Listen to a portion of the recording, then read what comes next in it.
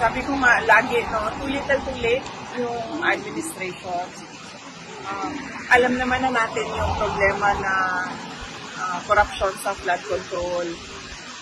Hindi lang sa administrasyon na ito, sa mga lahat ng mga dumaan na administrasyon, hindi lang sa administrasyon ni Pangulong Duterte.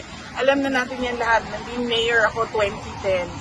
Meron ng issue ng flood control, corruption. And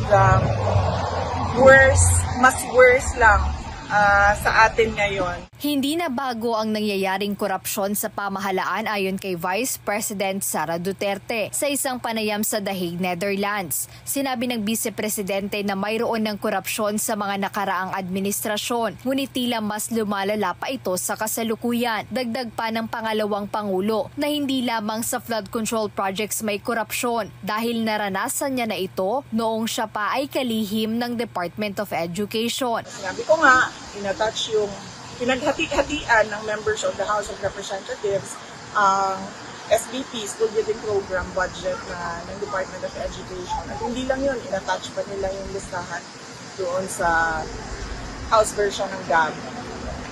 Pero, and alam yun ni President Marcos, ng BBM, alam niya yun, kasi tinake up din yun during a meeting in Malacanang. Pero he looked the other way.